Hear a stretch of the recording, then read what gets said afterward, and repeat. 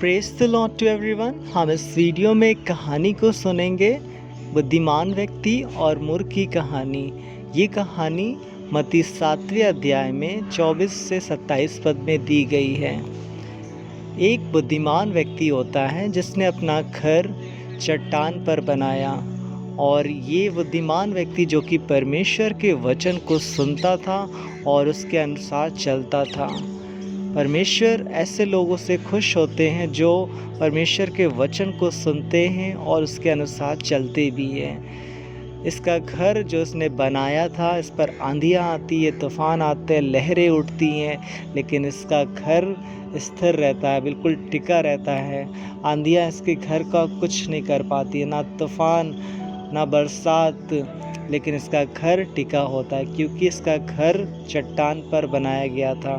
और चट्टान कौन है? यीशु मसीह है। यीशु मसीह हमारी चट्टान और दृढ़ गढ़ है।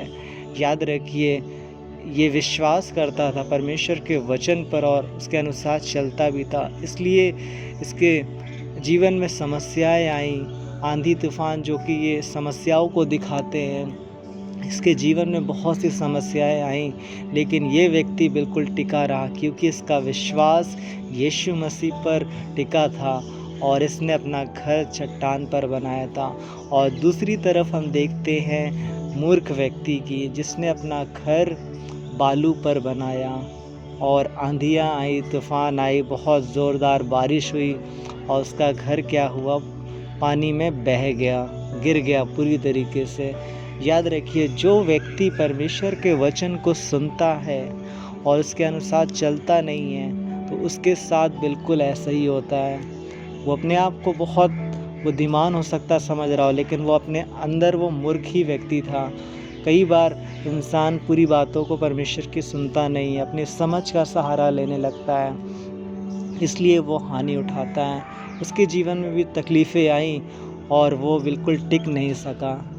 वो क्योंकि मूर्ख व्यक्ति था, उसने परमेश्वर के वचन को सुना तो, लेकिन पूरी रीति से उसने ग्रहण नहीं किया। आज परमेश्वर आपको सिखाना चाहते हैं कि क्या आप मूर्खों की नाई चल रहे हैं या बुद्धिमानों की नाई। प्रभु आपसे चाहते हैं कि आप इस कहानी से सीखें, एक बुद्धिमान व्यक्ति के नाई जीवन बिताएं।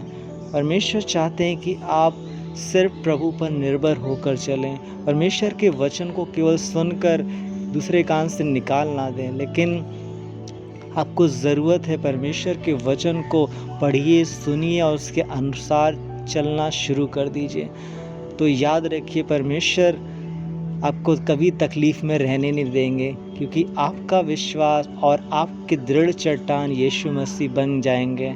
जब आप ऐसा करेंगे तो आप कभी भी परिस्थिति को देखकर डरेंगे नहीं, चाहे प्रॉब्लम्स कितनी भी बड़ी आ जाए। याद रखिए, इस कहानी में यही दिखाया गया है कि एक बुद्धिमान व्यक्ति के जीवन में कितनी बड़ी बड़ी समस्याएं आती है। ये आंधी तूफान, बरसात, लहरें उठी, बहुत तकलीफ़ आई होगी, लेकिन ये इसका घर टिका रह गया क्योंकि इसकी चट्टान यीशु मसीह थे।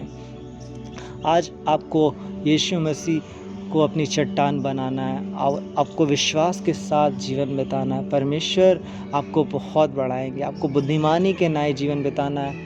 लोग आपको मूर्ख समझ सकते हैं, लेकिन याद रखिए, आप परमेश्वर की नज़र में बहुत बुद्धिमान हैं। जब आप प्रभु के साथ जीवन बिता रहे, प्रभु के साथ ईमानदारी के साथ चलेंगे, तो संसार हो सकता है आपको मूर्ख बताए, लेकिन आप परमेश्वर की नज़र में बहुत बुद्धिमान हैं और परमेश्वर बहुत आशीष देगा जब आप ऐसा करेंगे। केवल वचनों को सुनिए नहीं, लेकिन उसके अनुसार चलना शुरू कर दीजिए। परमेश्वर आपको बहुत ब्लेस करेगा और प्रॉब्लम्स में आप जय पाएंगे। प्रभु आपको इस कहानी के द्वारा बहुत आशीष दे।